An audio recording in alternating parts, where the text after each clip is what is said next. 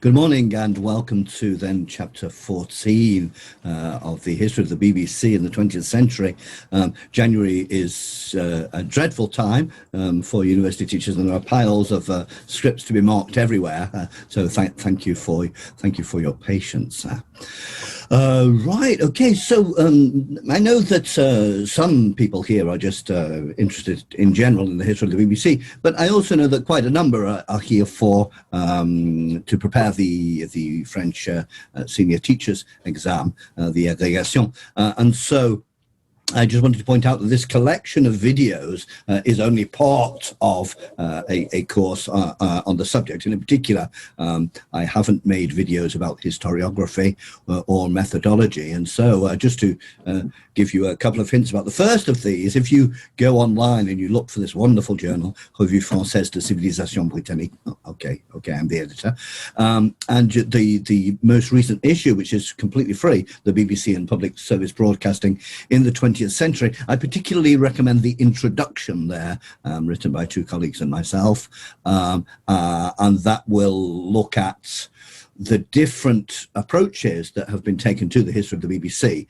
The general sort of this is a wonderful progressive institution approach, which is tremendously popular. The social and cultural history approach as well, and a couple of other approaches. Just a bit of an introduction there.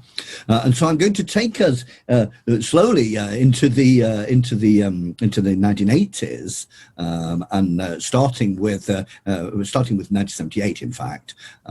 In 1978, you said that it already happened on. Sorry, in 1977, the Christmas show, and you can see I've chosen the BBC Christmas ident from 1985, in fact, behind me.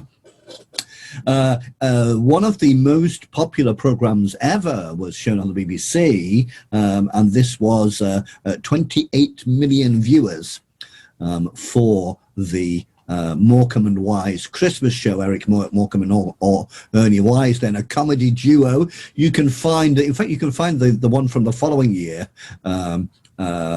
which was not on the BBC, on YouTube. And it can be quite interesting. I mean, the whole question of old humour is difficult because humour ages very quickly, and it would be interesting to know how people thought this had aged or not, in fact. And tremendously popular now. 28 million viewers in the UK is probably something you can't do anymore, except for some royal wedding or FA Cup final, perhaps. And that's because today, of course, with all the competition from View on Demand and from Netflix and Replay and so on, you can't get this. And so this is just a bit of a reminder for how massive the big programs could be in the 60s, 70s and 80s, where really, almost like most of the people you knew had seen the Morecambe and Wise Christmas show, and therefore that meant you could talk to them about it. Now, in 1977, in March,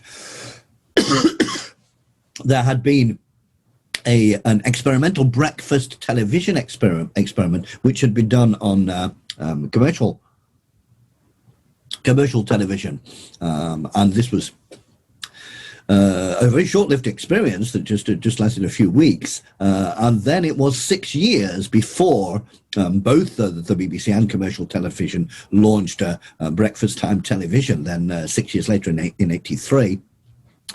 And so this is an interesting point, how gradually people came to want to watch television at breakfast time. But the BBC and indeed the other companies had to think very carefully about what was the right kind of television for breakfast time. Also in 1977, an important event in radio, because BBC Radio Leicester, which is a city in the Midlands, with a very large Asian community, Indian Pakistani community, and they introduced a daily show. This was the local radio, BBC Radio Leicester. They introduced a daily show aimed primarily at the Asian community. So with, I imagine, I haven't listened to it, I imagine interviews with Asian celebrities, more Asian music, and so on and so forth. And they discovered that it was a huge success because at one point, 67% of the South Asian community in Leicester were watching this, were listening to this radio. And so this gave local BBC radio some ideas, how it might be possible to have a certain number of specialized programs aiming at a particular community. Now, of course, this is something in the mid-70s, which was which was on the rise in Britain, and all through the 80s, the rise of the idea of multiculturalism. And remember that the idea of multiculturalism is just not that there are a lot of people from different cultures. It's the idea that this is a good thing and that our differences are one of the valuable things. And therefore, there's something very British in a way about local public radio having programs deliberately aimed at South Asian community. Now, this would grow, and some years later, in 1988, in fact, the Asian Network was launched, 1988, 70 hours a week and 86 hours a week in 1995. Yeah, so it's quite a major element. And so you have a national radio aimed at a particular ethnic community, which is something which is obviously very interesting. Now then, 1978, we're moving into 1978, and 1978 is the time when the BBC organised for the first time ever its Young Musician of the Year competition. And Young Musician of the Year, I'm almost certain, is a question of classical music. And so the BBC is not just showing programs, it's also encouraging different cultural events, sponsoring different cultural events, competitions, and so on. And the BBC has done a lot of this. For example, Radio 2 sponsors and has for very many years sponsored the Young Folk Musician of the Year award, and in this way encouraging and developing a specialized interest, because folk music is a minority interest, and perhaps you remember that one of the aspects of the BBC Charter is to cater for minorities, and within music this has been one important thing. So this is the idea then that the public authorities, the government if you like, or governments one after the other, consider that it's a very good thing to encourage minority activities within music listening, whereas they're thinking that if only commercial considerations are dominant, then no program which doesn't have majority approval will go out, and therefore we would lose a lot of programs, whether they be opera or folk music or organ music or whatever. So this is this particular element of the BBC, the catering to minority interests, and it's interesting to look at where that comes from and where it goes to. Now, in December of 1978, then, you get a historic event which brings the BBC back into its social context, and that is that the BBC is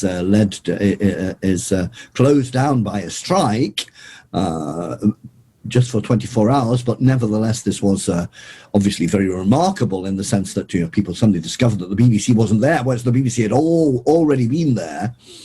And so they were, both BBC television and BBC radio were on strike. And indeed, what they did is that they replaced BBC Radio 1, 2, 3, and 4 by a single all-network service. And it was a really interesting point, because the strike was very successful, because in 2 days, the BBC management agreed to a pay increase for BBC staff, and the following day, normal service was resumed. So this is interesting, because the BBC's broadcasting is something obviously very, very important to people across the country, and the idea of having no broadcasting, remember this is before the internet and Netflix and cable channels, etc., was a really serious threat. And so the unions could be very powerful if they decided to move into action. Now, 1978 and 1979, in fact, starting in 1978 was a program that I wanted to mention. This is a soap opera. This is called Empire Road. I may have mentioned it before, that doesn't matter. Written by Michael Abensets, and it ran for 2 series. And this was the first British television series to be written, acted and directed predominantly by a black artist. So a soap opera similar in format to Coronation Street. Empire Road depicted life for the Afro-Caribbean, East Indian and South Asian residents of a racially diverse street in Birmingham. So this brings us into the soap opera, and the meaning of soap opera, or I have already mentioned, but it's worth repeating, is it's about showing ordinary people who are like ourselves, and we relate to them as if they were our neighbours. And sometimes with a great deal of passion. I mean, many people are obsessed with their soap operas, and when they go on holiday, they phone home, what happened? Did she marry him? Now, British soap operas are rather specific in that they're generally about working class people on the television and even on the radio, about ordinary people. The longest running soap opera being The Archers, an everyday tale of country folk, as its heading used to go.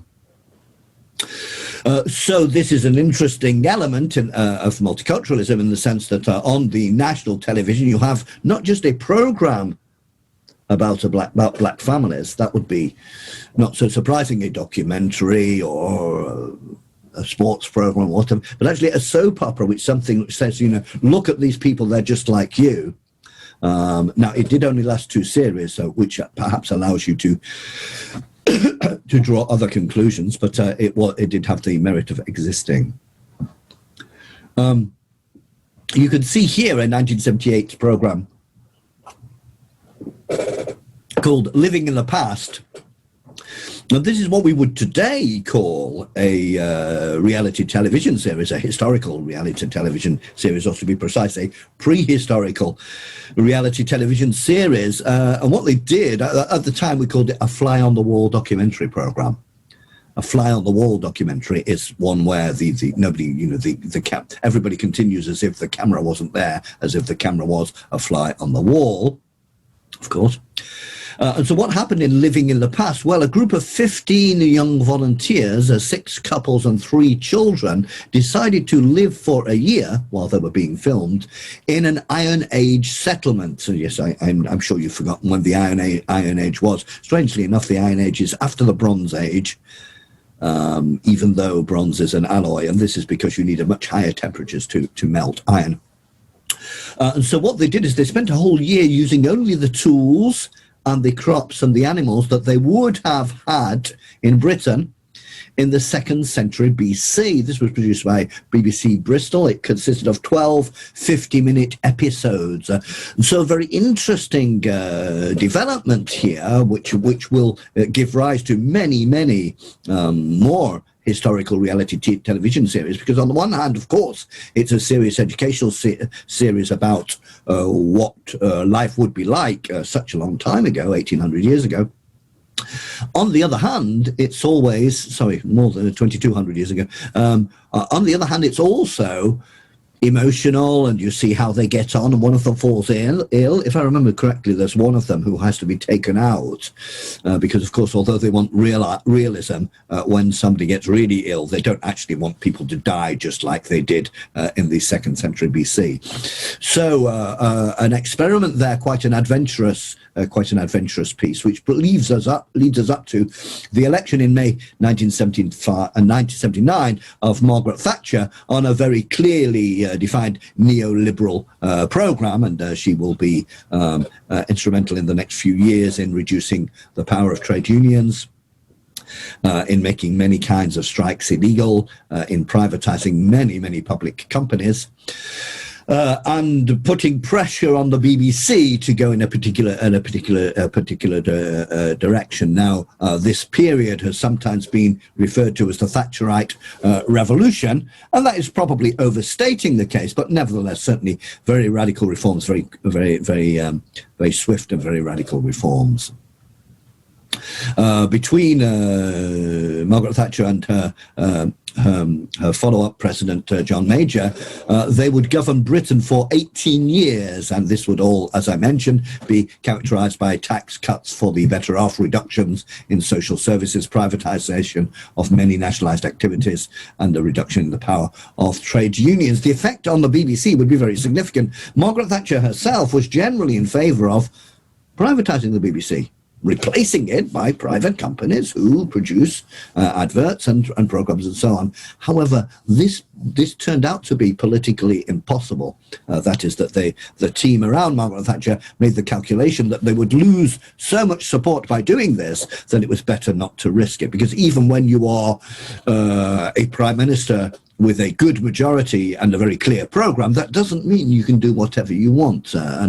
Many of Margaret Thatcher's program, many of Margaret Thatcher's projects had to be revised or dropped. And just another example, the National Health Service, going to a doctor, was free in 1978, and it was still free 18 years later, despite the belief of the Conservative governments in the superiority of the private sector, because some things are politically impossible. And in fact, abolishing the BBC seemed to be politically impossible, although, as we shall see a little later with the Peacock Committee and so on, neoliberalism will make a difference to the BBC. The arrival of Margaret Thatcher and these the new kinds of threats on the BBC, because although the Thatcher governments did not abolish the BBC, they talked about it quite a lot, and everybody was rather frightened. This made some difference in the press and in the universities about the way that the BBC was analysed and even criticised, because for a long time there had been a critique of the media in the 60s and 70s, the media pushing people into conformism and framing news so that it was probably going to be interpreted in a certain way, and agenda setting very carefully, telling the audience what was the important questions, because I can't remember who it was who said that the media is not very good at making people think things, but they're very, very good at telling people what they should be thinking about. So those were the kind of criticisms that were going around in the 60s and the 70s. And as Margaret Thatcher appeared to be threatening the BBC, then many of the critics changed their way of looking at it, and were tempted to support the BBC rather than criticising it, and in particular support the BBC against any prospect of privatisation. So although criticism of the BBC has continued, including studies showing its right-wing bias with regards to strikes, its attitude against Scottish nationalism, and various other things, it tends to be more critiques these days saying, after the Thatcherite changes, saying that the BBC needs to be defended because at least it is in the public sphere. As we move then into 1980, a number of new programs are set up, not this one yet. Newsnight, which a very, very regular news program was set up at the time, and this is also the time of the sitcom Yes Minister, which is very, very celebrated and also very funny. Now, in 1980, we see this particular documentary series, and here's another example, which I already gave you a few examples of, the documentary series which are educational, which are quite ambitious, and which are very successful. This was broadcast in the BBC in 1980, and it is a history of modern art since the Impressionists, since the end of the 19th century. And it carried a number of the characteristics of these BBC documentary series. First of all, a very personal view. This was by Robert Hughes, and he gave his very personal view. And so, trying to get the audience to relate to him rather than having a completely objective committee of experts talking, which is not quite as good for grabbing the viewer. So this was a history of modern art, and I think it's in 8 or 12 hours. And so you can imagine that from an educational point of view, this is quite ambitious. You say, well, let's see how many people we can get to watch 8 or 12 hours on the history of modern art. In the 1980s, when modern art was not as generally appreciated as it is today, it was extremely successful.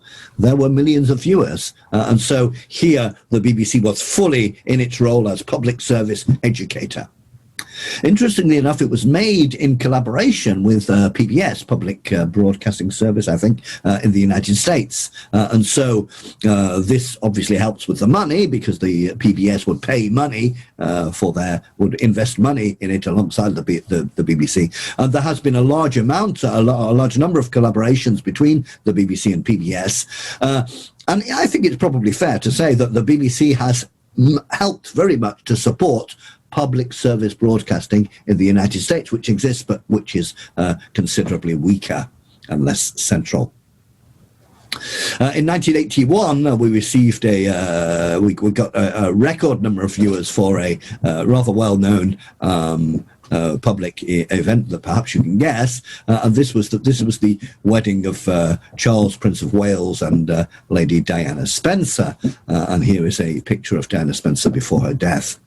In fact, this is at her wedding.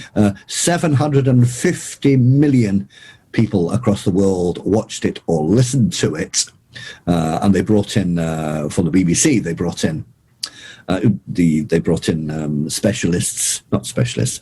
prestigious commentators. For example, Richard Burton, the great Welsh actor, to do some of the commentary. So here we are in perhaps somewhat even stereotypical huge media event, the marriage of Charles and Diana, and the BBC did the filming and did the recording and sent it out all over the world. And so it was obviously good for the reputation of the BBC as a massive media thingy. Going back to education, there was an event in the same year, in 1981, which is very interesting, and this is some team within the BBC. I think it's when we look at education as one of the roles of the BBC, it's very important that we don't just reduce it to some programs for schools and the Open University and some good documentaries, because it's much, much wider than that. And in particular, there were two adult education projects over the years in the BBC, and one of the articles in the French Journal of British Studies, free online on the BBC, talks about these. And one was a adult literacy project, because as in all rich countries, it was discovered as the years went by that there were rather more people who could not read and write than you might think, people who'd gone through schools. Now, my impression is that this is less the case today, but in the 60s and 70s, it was discovered that people had gone through school, left school at 14, but actually could not read and write, and quite often had to be tremendously imaginative to be able to hide in public that they could not read and write. And the BBC launched a big literacy project to get people to watch these programs and contact them to learn literacy. And the other big one was in the early 1980s was the BBC Micro. And the BBC Micro was there was an understanding that computers were beginning to become important in industry and in offices and so on. And so they produced this huge project called the BBC Computer Literacy Project, to teach people to use a microcomputer and to program with it in the language BASIC, which was important at the time. So it was about programming, it was not about playing computer games. So an interesting idea that the public service charter then allowed them to think about how they could address some general needs of the population in a changing society. The same year, 1982, Channel 4 is finally launched, and so this the government had found a rather novel solution to the problem of the competition between BBC and commercially funded television, and so they decided that Channel 4 would be publicly owned but commercially funded. So they got their money by advertising and by selling programs to abroad. But it was publicly owned. It was not a private company. So this was the compromise, if you like. This is also the time, 1982, when Alasdair Milne becomes the new Director General. Now, I've already spoken about him in more detail in the previous video I did about the Director Generals, but he was Director General while the 1984 miners' strikes took place, and so he was involved in different controversies about how this huge strike, which lasted a year and involved more than 100,000 miners and divided the country completely, into how this was portrayed. And he was also involved in some conflicts with Margaret Thatcher concerning particular documentaries. Now, in 1982 and 1984, we saw the birth of this new kind of British sitcom, written by Ben Alton and 3 other people,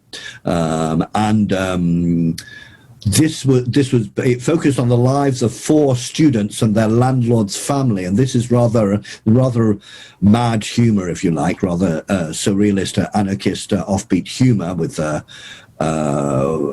it's rather difficult to describe, actually. It's but very, very different from the rather sedate sitcoms of the past. Although, so it was considered to be very avant-garde as humour at the time. Although it might be interesting to think about this, because although it was avant-garde, it was the modern world. Nevertheless, they decided that they would follow the lives of 4 male students, all men. And again, this is not an accident. There was still.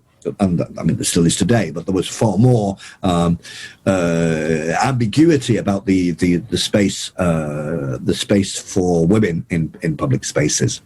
The Young Ones was voted number 31 in the BBC's Best Sitcom poll, which they organised in 2004. In the same year, the new channel S4C, that's Channel 4 Wales, Channel Pedwar Cymru, was set up, and so this was a big change for the Welsh, because for the first time there was going to be a television channel which was all in Welsh. One of the 4 television channels in Wales was going to be all in Welsh, and all the Welsh language programming which had been produced by the BBC was transferred over to the new S4C channel, which similarly received commercial funding, but was publicly owned. This made a big difference, because having a television channel all in Welsh allowed what was a very important tool for the defence of Welsh identity and Welsh culture. And my colleague Stephanie Bohi has written an article on Welsh programming in the same issue of the French Journal of British Studies, which you can find free online.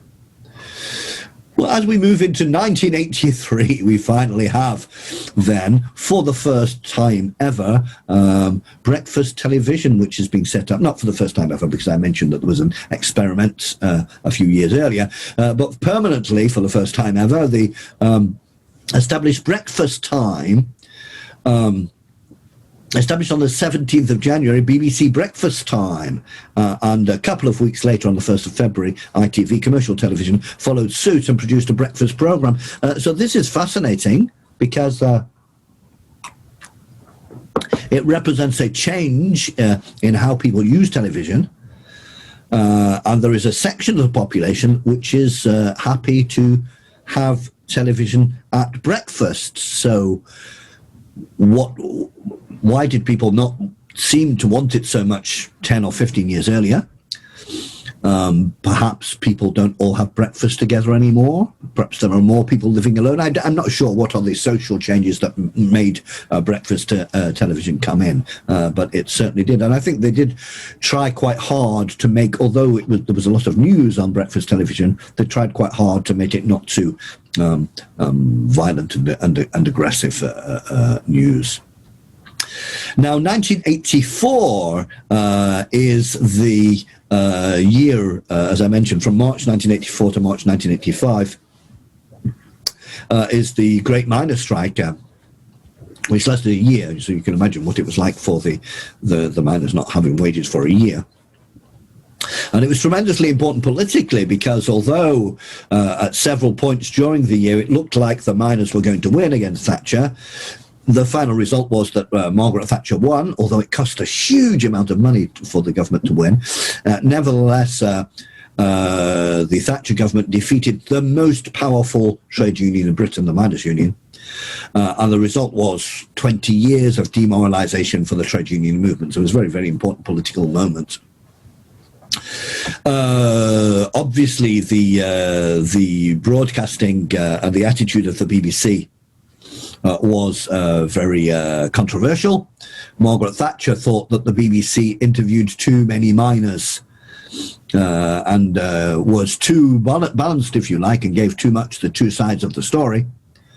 On the other hand, I was in Britain at the time. I never met a miner who thought that the BBC was on the miners' side, that the general consensus was that the BBC was absolutely opposed to the strikers.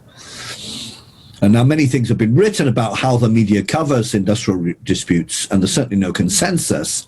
But there was quite recently an article by Nicholas Jones, one of the BBC journalists who'd been involved in reporting the miners' strike, who later decided that really he had been pushed into being opposed to the miners and defending the employers.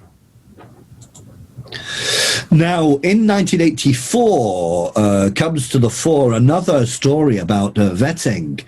Now, vetting is the idea of checking people who are employed by the BBC to make sure that they are not members of the Communist Party or of the Socialist Workers' Party or some radical left group, or perhaps not even members, just sometimes go to their meetings and so on. Now, this was secret because the legal base of it is not very clear. And it went on from the 1930s till the 1990s. The MI5, the intelligence service, was involved in checking people who were being considered for management jobs in the BBC. And there is a memo here giving a list of the organisations which were banned: the Communist Party, the Socialist Workers' Party, the Militant Tendency. And here you have a confidential standing reminder which shows that the meaning of this little tree. You see this little tree in red? Well, that is something that they would put on the file of a given employee, and it was a secret symbol, and it meant not to be promoted or transferred or placed on a contract without reference to the secret vetting committee.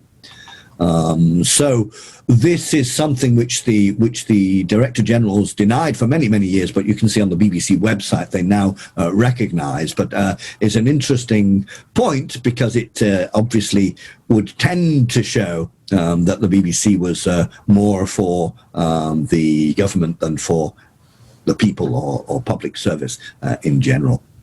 Okay, so I got as far as 1984, so there's got to be at least one more, perhaps two more, which will be as soon as I can. Please don't send me an email asking me to hurry up. And so thank you very much for listening, and talk to you soon.